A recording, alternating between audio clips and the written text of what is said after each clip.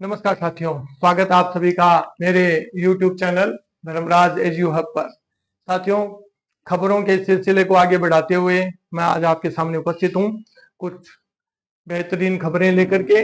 और इन खबरों को आगे बढ़ाते हुए सबसे पहले देश की राजधानी दिल्ली से एक न्यूज आ रही है, खबर आ रही है। देश की राजधानी दिल्ली समेत उत्तर भारत के कई राज्यों में शनिवार को भूकंप के तेज झटके अनुभव किए गए। इससे लोग घबराकर घरों से बाहर निकल आए। भूकंप का केंद्र अफगानिस्तान ताजिकिस्तान सीमा पर जमीन से करीब 192 किलोमीटर की गहराई में आंका गया है। अफगानिस्तान ताजिकिस्तान सीमा पर। और रिक्टर स्केल पर इसकी तीव्रता 6.2 दर्ज की गई है। रिक्टर स्केल पर ये जो भूकंप है वो 6.2 तीव्रता का मापा गया है, इसलिए ये काफी तेज झटके कहे जा सकते हैं। साथ ही इसका असर भारत, पाकिस्तान, चीन, ताजिकिस्तान, उज्बेकिस्तान व किर्गिस्तान तक महसूस किया गया। भारत में जम्मू कश्मीर, हरियाणा व दिल्ली एनसीआर सहित उत्तर भारत के कई इलाकों में लोगों ने धरती में कंपन महसूस किया। अभी जान माल के नुकसान की कोई सूचना प्राप्त नहीं हो रही है। अगली खबर में बात कर लेते हैं प्रधानमंत्री का सेशेल्स दौरा। प्रधानमंत्री श्री नरेंद्र मोदी जी की सेशेल्स यात्रा। पीएम मोदी की सेशेल्स यात्रा। पीएम मोदी की सेशेल्स यात्रा। आज दूसरे दिन की यात्रा पर प्रधानमंत्री वहां के राष्ट्रीय वनस्पति उद्यान का दौरा किया। राष्ट्रीय वनस्पति उद्यान का प्रधानमंत्री मोदी ने दौरा किया है, जिसके अंदर मोदी अल्डाबरा जाइंट टॉर्टोइज प्रजाति के विशाल कछुओं को भोजन कराते नजर आई है। प्रजाति दुनिया के सबसे बड़े और सबसे दीर्घायु जीवों में गिनी जाती है। 2014 में ऐसे 2 कछुए कोलकाता के अलीपुर जू को उपहार में दिए गए थे। कब दिए गए थे? 2014 में। किसको? अलीपुर जू। कहा ये? कोलकाता में। कहा है? कोलकाता में, यानी कि पश्चिम बंगाल, वेस्ट बंगाल के अंदर। इसी प्रजाति का 194 वर्षीय कछुआ जोनाथन सबसे उम्र दराज स्थलीय जीव माना जाता है। 192 साल की उम्र का है ये जोनाथन है, एक कछुआ है जो सेशेल्स में पाया जाता है, जो कि 192 वर्ष का है। 192 वर्ष का है। मोदी ने उद्यान में कोकोडीमेर का पौधा भी लगाया। कोकोडीमेर का पौधा भी उनके द्वारा लगाया गया है। अगली खबरों की ओर आगे बढ़ते हुए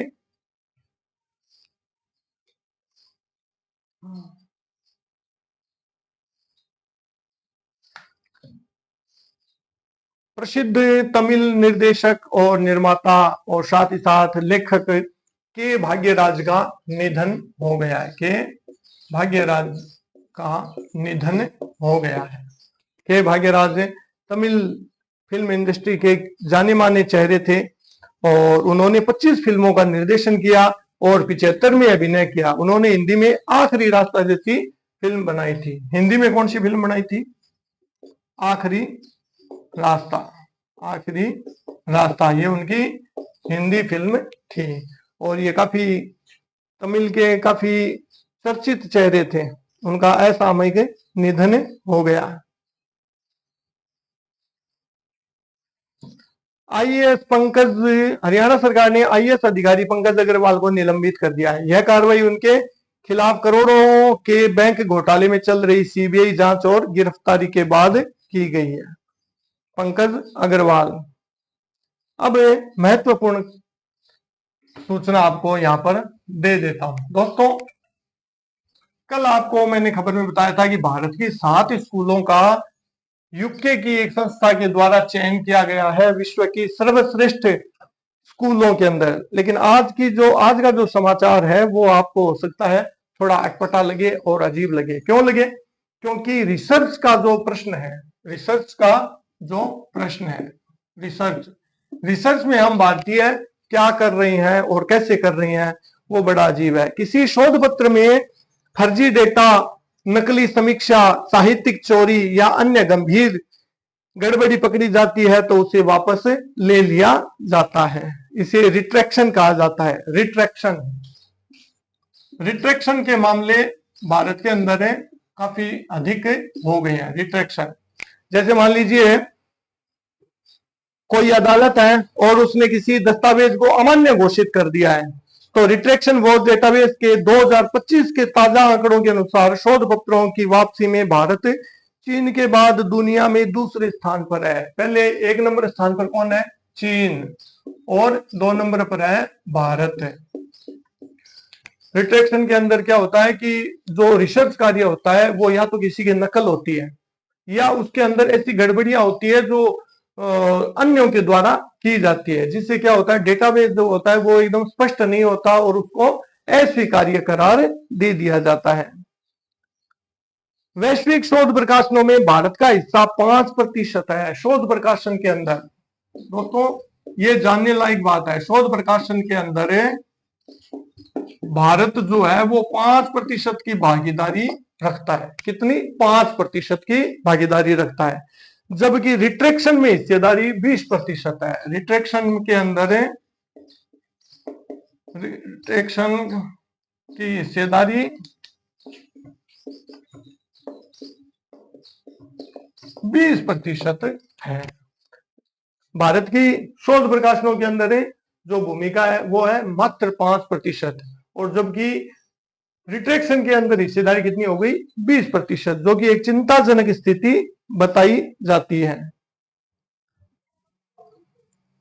17.65% पेपर जर्नल या प्रकाशन की जांच में अयोग्य पाए जाते हैं। 10.46% वे निष्कर्ष या परिणाम संदिग्ध या अविश्वसनीय रहे, यानी कि इन पर आप भरोसा नहीं कर सकते। उसके बाद में 6.29% मामलों में फर्जी ईमेल बनाकर खुद ही उसकी समीक्षा कर डालते हैं।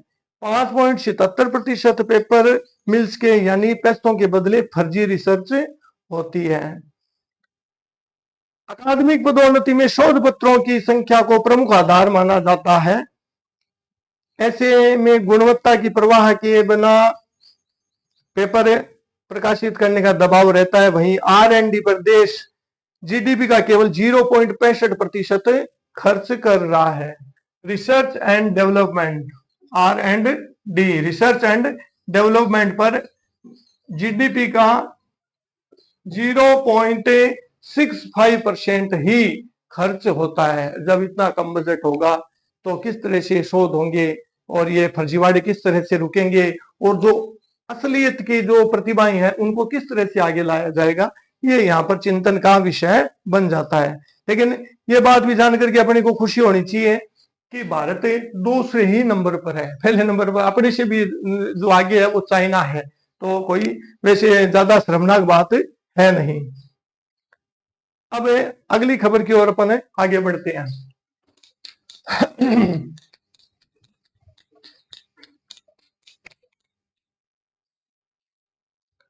अमेरिकी थिंक टैंक प्यू रिसर्च सेंटर ने अमेरिका और राष्ट्रपति डोनाल्ड ट्रंप की नीतियों को लेकर भारत समेत 36 देशों में सर्वे किया है। अमेरिकी थिंक टैंक है, अमेरिकी थिंक टैंक प्यू रिसर्च, इसने भारत सहित 36 देशों के अंदर सर्वे किया है। 36 देशों के अंदर सर्वे किया है। किस लिए? कि अमेरिका कितना प्रासंगिक रहा है ट्रंप साहब के आने के बाद में। इसमें भारत के 51% लोगों ने सबसे ज्यादा भरोसा रूसी राष्ट्रपति व्लादिमीर पुतिन पर जताया है।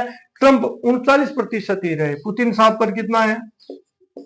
51%, और ट्रंप साहब पर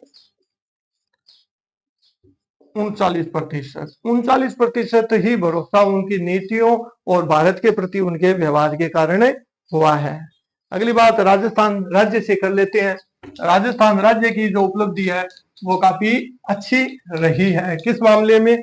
एक सूखा प्रदेश, वहां पर रोइंग के लिए किसी खिलाड़ी का चयन होना, ये अपने आप में एक बहुत बड़ी उपलब्धि को माना जा सकता है।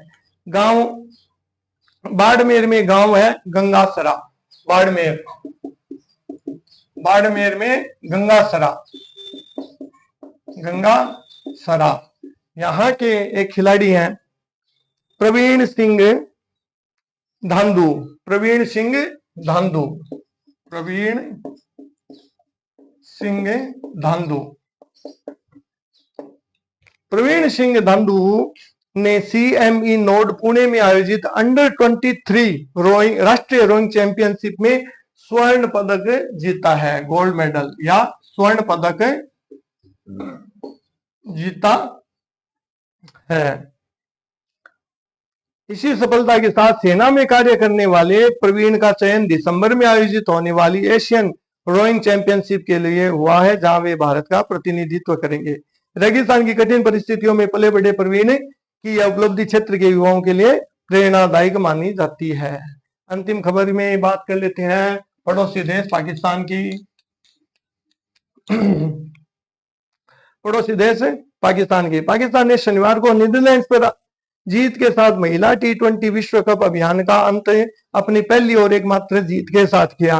पाकिस्तान ने नीदरलैंड्स को 37 रन से शिकस्त दी है।